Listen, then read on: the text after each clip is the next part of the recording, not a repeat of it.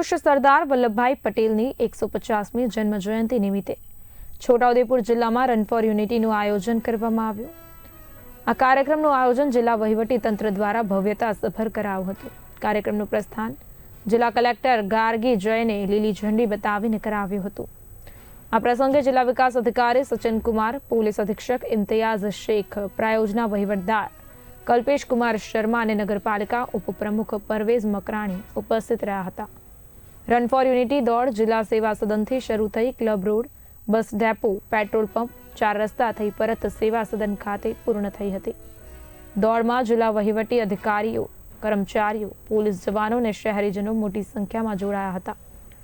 Collector Gargi જયને જણાવ્યું કે સરદાર પટેલના અખંડ ભારતના સ્વપ્નને સાકાર કરવા માટે આપણે સૌએ દેશની એકતા, અખંડિતતા અને સુરક્ષા જાળવવાની શપથ લેવી જોઈએ.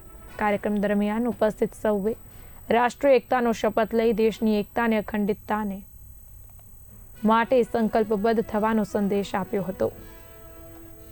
આજે સરદાર વલ્લભભાઈ પટેલની 150મી જન્મજયંતિના ભાગરૂપે રન ફોર યુનિટી દોડના આયોજન છોટાઉદેપુર જિલ્લા ખાતે જિલ્લા વહીવટીતંત્ર દ્વારા કરવામાં આવ્યું છે, જેમાં અરાઉન્ડ 500 જેટલા લોકોએ ભાગમાં પાર્ટિસિપેટ કર્યું છે અને આ દોડથી બધાએ શપથ પણ લીધી છે કે દેશની અખંડતા અને સુરક્ષા માટે બધા કટિબદ્ધ છે.